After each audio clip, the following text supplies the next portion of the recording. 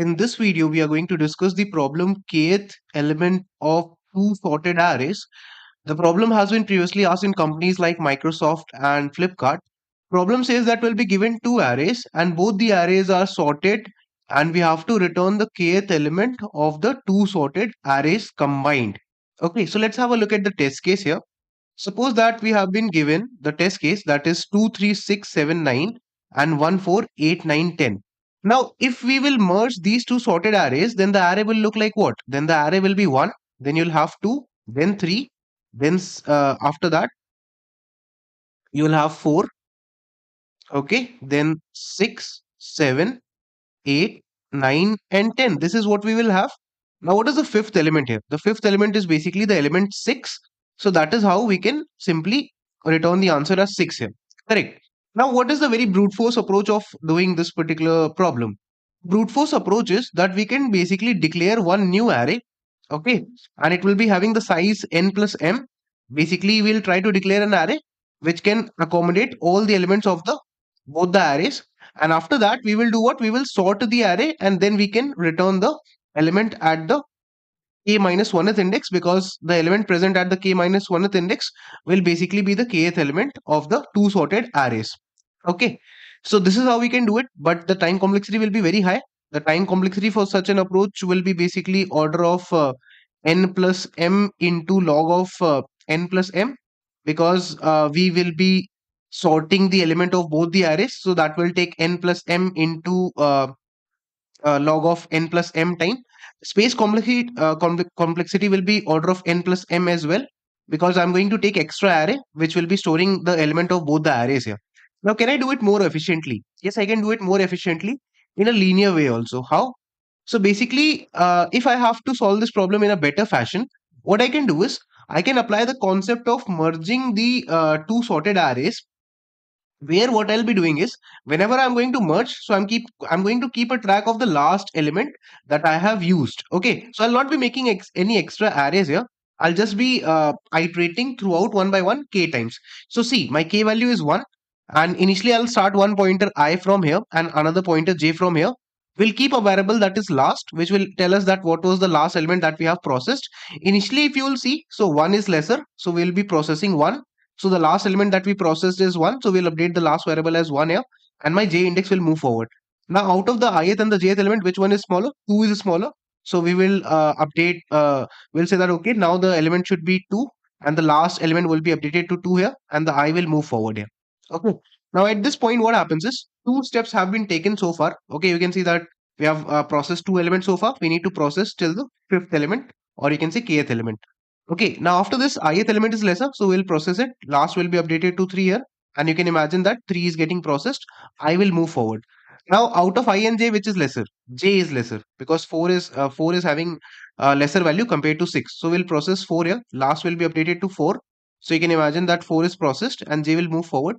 Now, out of the ith and the jth element, which one is lesser? So basically 6 is lesser. So we'll process 6. So last will be updated to the ith element. Whichever element is lesser, that will be updated in the last variable basically, because that is the last element that got processed. And you can imagine that 6 is processed. Now I will move forward.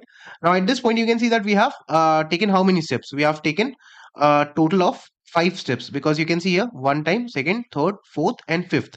So this is the kth element that we were able to process.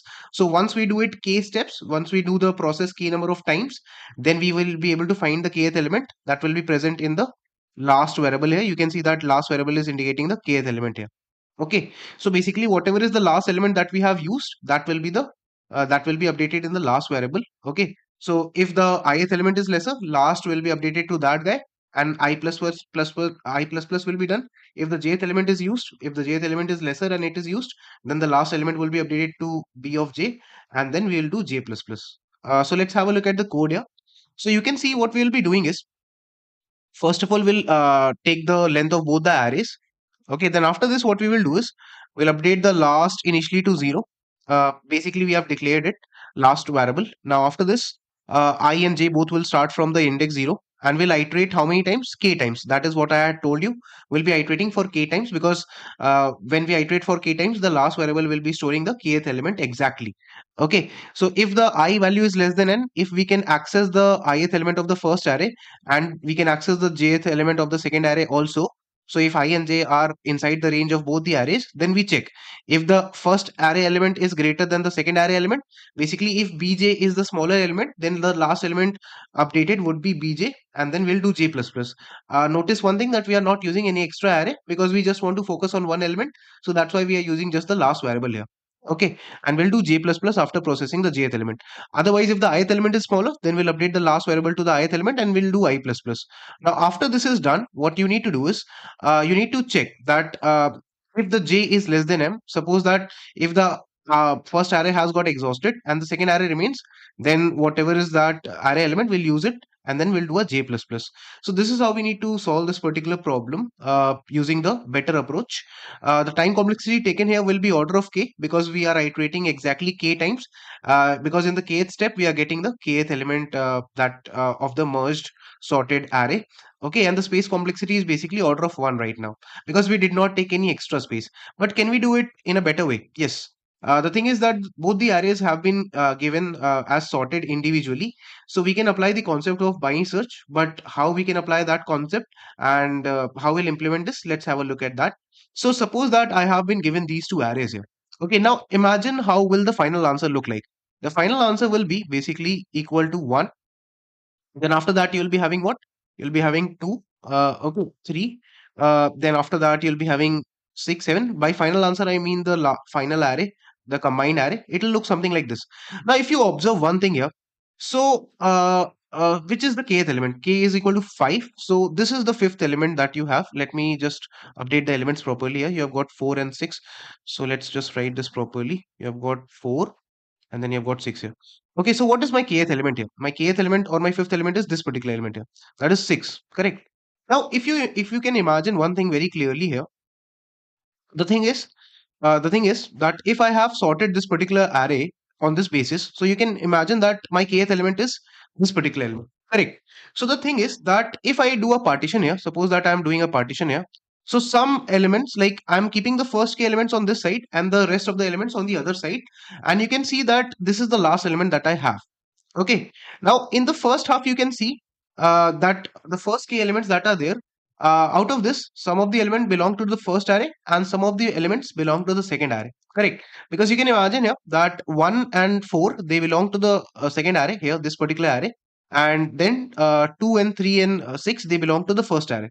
So, out of all these elements that are there on the left side, the largest element on this particular side will behave as my kth element. If I have k elements on the left side, then the largest element or the last element will behave as my kth element. Now, how can I do this? So basically, some elements will be there from the first array, some of the elements will be there from the second array. So what can I imagine here? If you will see here, maybe what one thing that could have happened is that if I took one element from the second array and rest of the other elements from the first array on the left side. So if I had something like this, correct. So let me write this here. Okay, and then we had what we had nothing here because we did not take anything else. We don't have anything else remaining from the second array. Now one thing is that I can take one element from the first array and rest of the elements from the second array, okay, on the left side, and then remaining elements will be existing on the right side. Okay, now is this fine? No. Why this configuration is not correct? Because if you will see, so all the elements on the left side should be greater than the elements on the right side. But actually you can see here that 10 is there on the left side, but it is greater than the elements on the right side. So this is not acceptable. So you cannot do partition this way. So I cannot take one element from the first array and I can do the partition. That is not possible here. So suppose that if I take two elements from the first array, what will happen in that case? If I take, let's say 2 and 3 from here, okay, and then after that, I take 1, 4, and 8 from the second array. And then after that, like let's write the remaining element of the first and the second array. So we have got 6, 7, 9, and then we have got what? We have got 10 here. Okay, so you can see that I have updated k elements here. Last element will behave as the kth element. Now, is this partition correct? No, because you can see here that this particular element that is there, it is greater than this particular element. Correct. So the thing is that the element of the first second array, that is this element 8 that belongs to the second array, it is greater than the element of the first array in the second partitioning. So this is not allowed because the element of the first half, the element of this side, left side, should be lesser than all the elements of the right side. But that is not true here. So again, this is not satisfying the condition. Now, I would like to introduce some variables also. Imagine that let's say L1 is indicating the last element of the first array that we are having right now, and L2 is indicating the last element from the second array that we have used on the left side. And let's say if we have the variable R1 here, okay, and we have R2 here. Okay, now you know one thing for sure, that since the first array is sorted, so L1 will be always less than R1. That is fine. Similarly, L2 will always be less than R2 because the second array is also sorted in itself. We need to check for the cross functionality, whether or not L1 is less than equal to R1, because L1 should be less than equal to R1, because if 3 is less than n, then it will be less than all the other remaining elements if there were any. Okay, and similarly, we need to check for the other cross condition, that is L2 should be less than equal to R1. Okay, so this particular element 8, it should be less than equal to 6. But is 8 less than equal to 6? No, it's not. So that is why this partition is not allowed. Because if 8 is not less than 6, then this means that some elements on the left side, on the left partition, they are greater than the elements on the right partition. So this means that by taking two elements from the first array, still I have not achieved my goal. I need to take more elements from the first array. Now, what does this mean? Understand one thing in terms of binary search. If you will see here, so it's like I want to increase the number of elements taken from the first array. Okay, if you will see here, my L1 and R1, this condition, sorry, L1 is less than equal to, let me write this properly. L1 should be less than equal to R2, and L2 should be less than equal to R1. So L1 should be less than equal to R2 here, and L2 should be less than equal to R1 here. That is what we want. Now the thing is that this condition is not getting satisfied. That L2, is it less than equal to R1? No. So we need to take more elements from the first array. Okay, we need to increase the number of elements that we take from the first array. Right. So let's do that here. What will happen in this case is, now, we'll take, let's say if we'll take one more element, because I'm doing it one by one, step by step. So that is why it is taking a lot of time, because I'm taking one element each, right? I took first of all one element from the first array, then two elements. Now I'm taking three elements. Check if that works. So we have got six here. And then after that, like seven and nine will be there in the second half. Then from the first array, we need to take only four elements. So we'll take one and four. And then we will have what? We will have something like 8 and 10 here. Now, what is L1, L2? L1 is here, L2 is standing here, R1 is standing here, R2 is standing here. Now, is like we need to check for this condition. Is L1 less than equal to R2? Yes. So this condition is getting satisfied. If if if this element of the first array, if the last element of the first array in the left half is less than equal to R2, then it is less than all the other elements also. So this is completely fine. Now after that, I'll check for 4. Does 4 also satisfy the condition? Is 4 less than equal to 7? Is 4 lesser than 7? Yes, it is. So this means that if 4 is less than 7, it will be less than all the remaining elements of the first array also on the right side. So then this means that this configuration is correct. Overall, what you can conclude is all the elements on the left side are greater than the elements on the right partition. Correct. So we can have this partition because both the conditions are true. If this is true, then we can say that yes, we can allow the partition and we'll take the maximum element of L1 comma L2. So what is the maximum of 6 comma 4? It will be 6.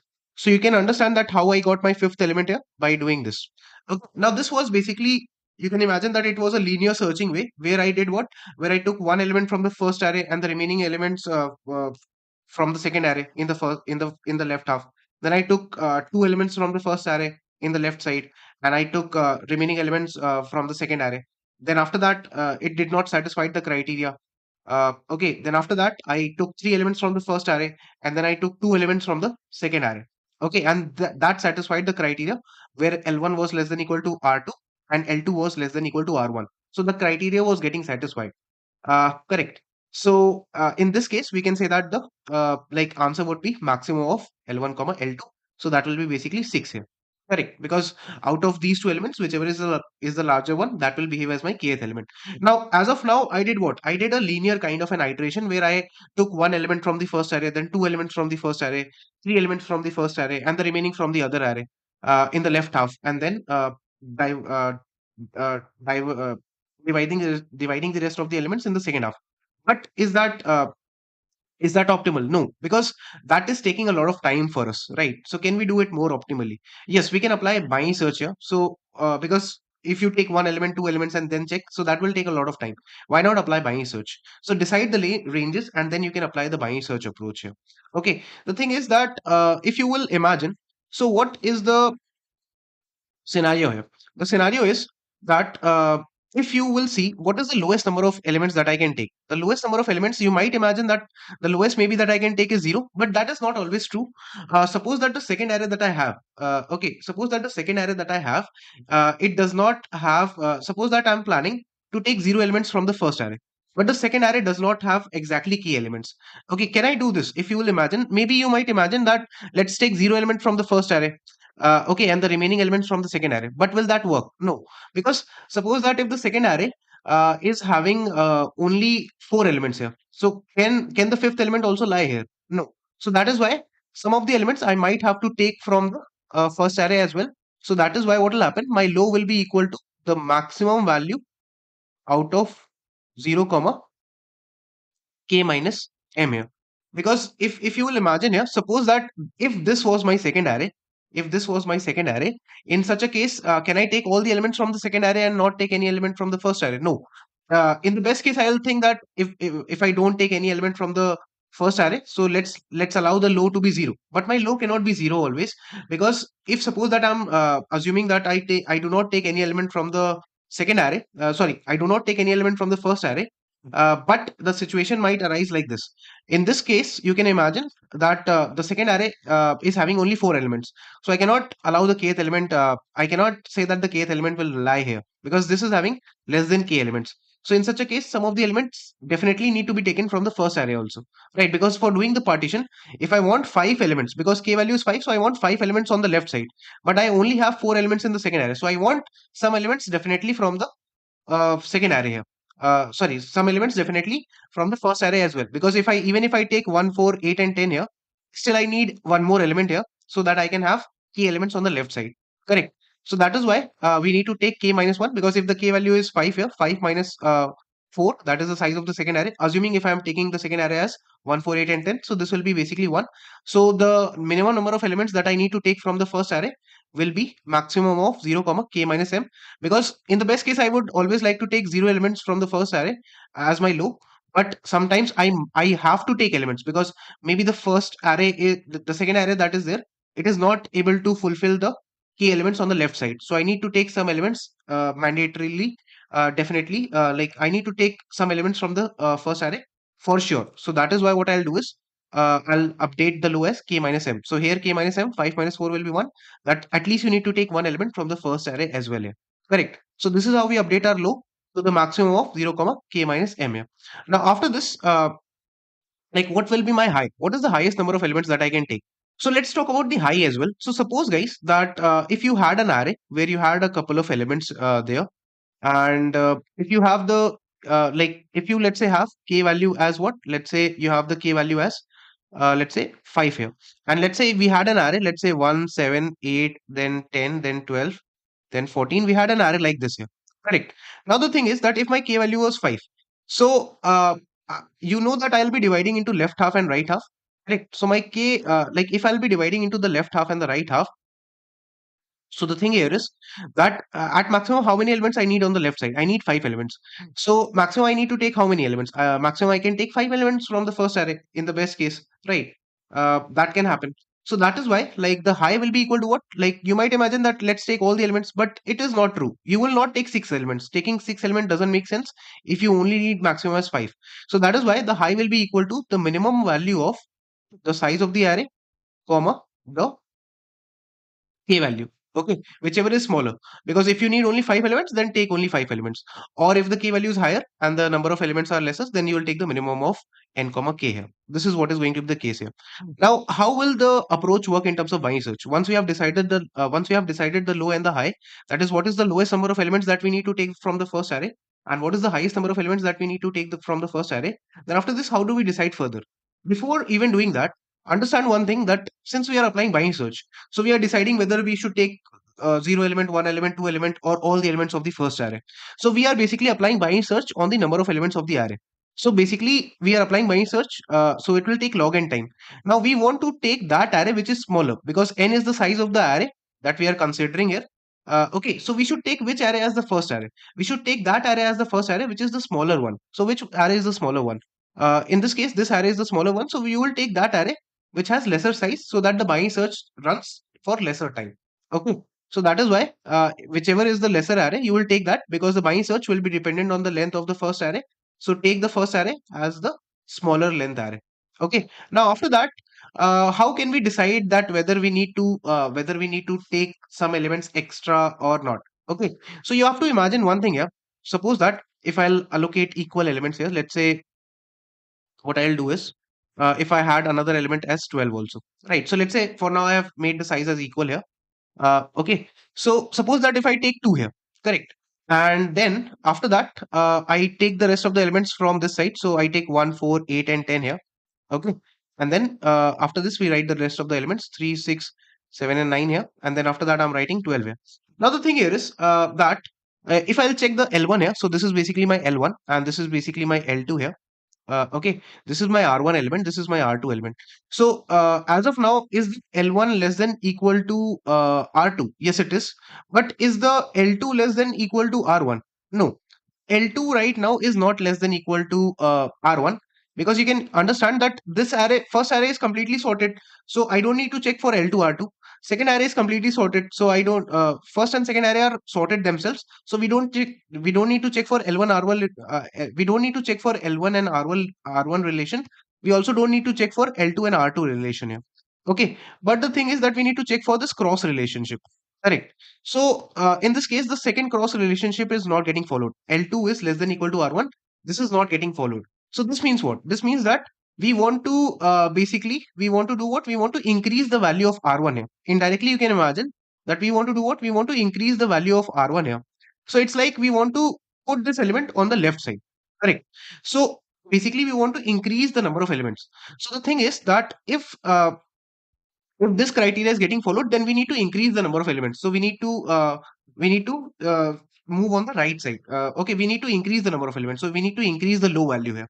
Okay, the lowest number of elements that we can take, we need to increase that. We need to make it as mid plus one kind of scenario.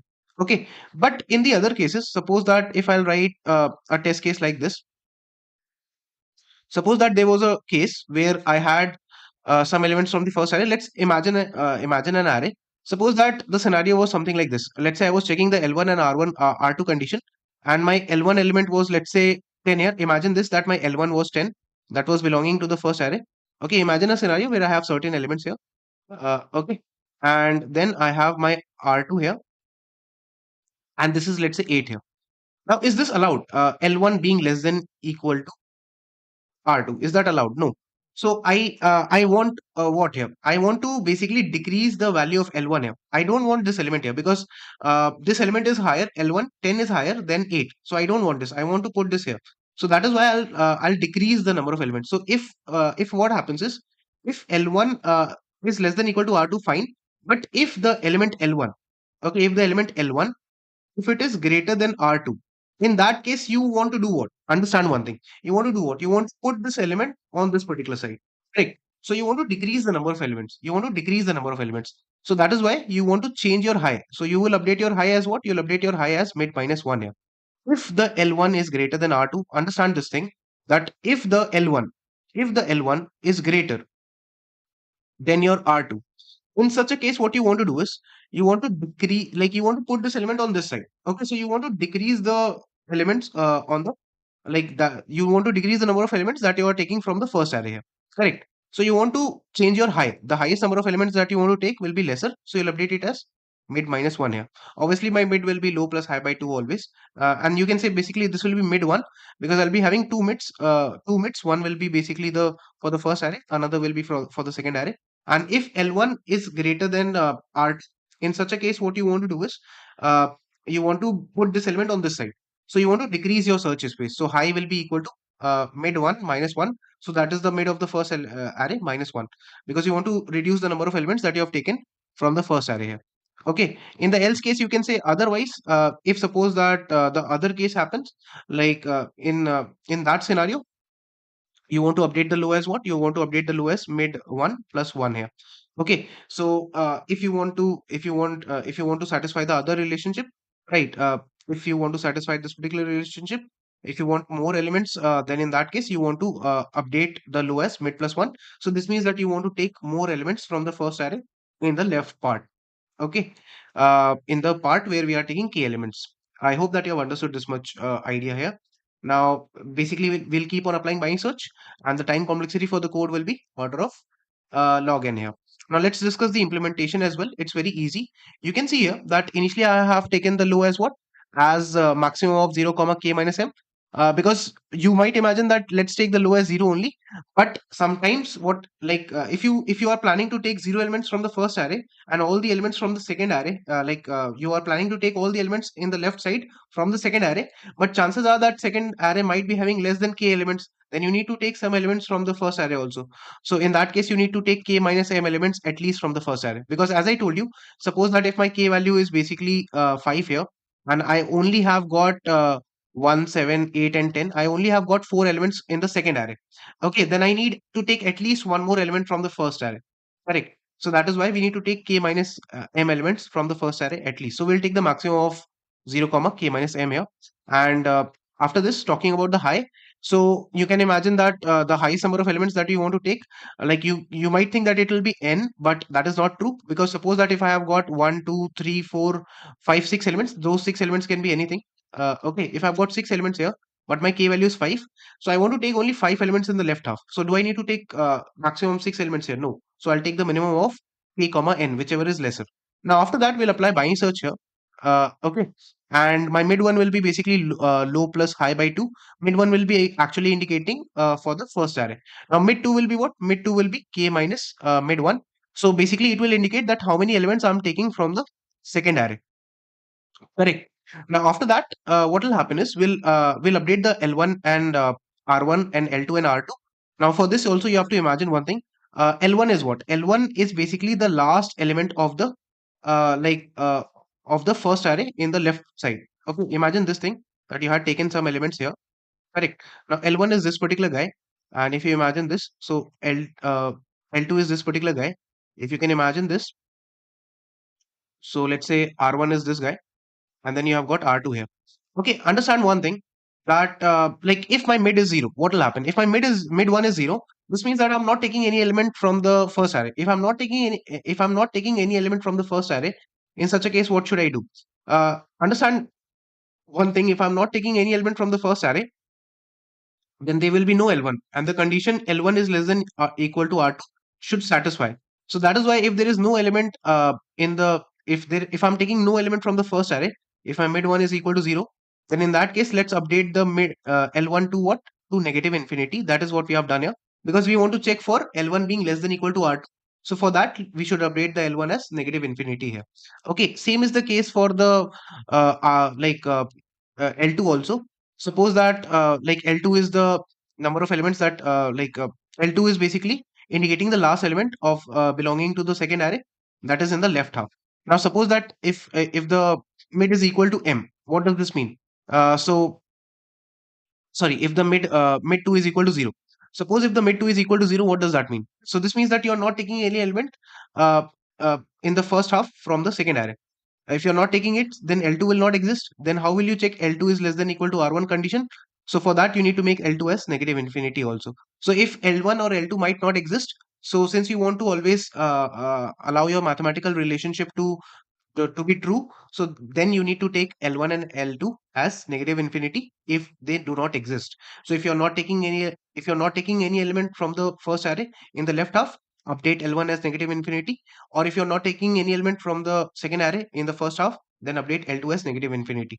Now for R1 and R2, what will happen? Understand one thing, that suppose if I have taken uh, all the elements have been taken from the first array in the left side, then there will be no element from the first array that will be in the second half. Correct. So R1 might not exist. If R1 does not exist, if all the elements of the first array are taken on the left side and there is no element from the first array that belongs to the second side. Okay, in such a case, R1 will not exist. And I always want the relationship L2 is less than equal to R1. So if R1 does not exist, if there is no element from the first array that is there on the right side, then we need to update this as positive infinity. Similarly, we have one more relationship that is basically L1 being less than equal to R2.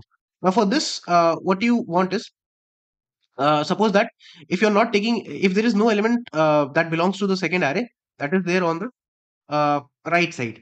Correct. In that case, R2 will not exist. So we need to keep R2 as positive infinity. So that is why if the mid one value is n, this means that all the elements of the first array or on all the elements of the first array are on the left side. In that case, update the mid to positive infinity. Okay. Otherwise, if it exists, then update it to that element. Okay. And similarly, if all the elements of the second array have been taken in the first half, then update the R2 as positive infinity, because these variables are on the right side, so we update them as positive infinity, and for L1 and L2 we update them as negative infinity. Now after this, for any particular mid, if the criteria is getting satisfied that L1 is less than equal to R2 and L2 is less than equal to R1, the criteria that I had shown you in the starting, if that gets satisfied, then we'll return the maximum of L1 comma L2. That is what we had discussed here.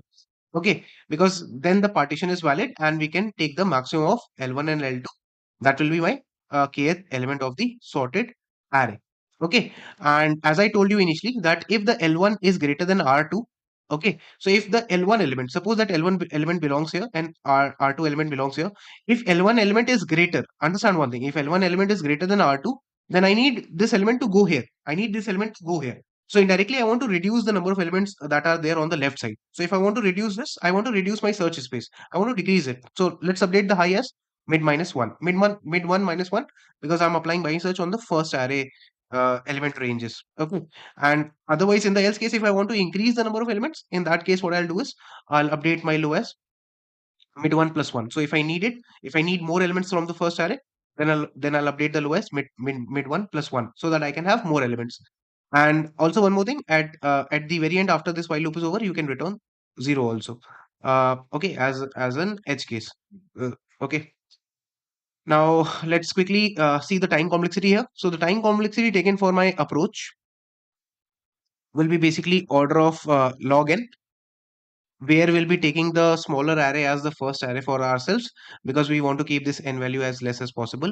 Okay, space complexity that we'll take is basically order of 1, because we are not taking any extra space here.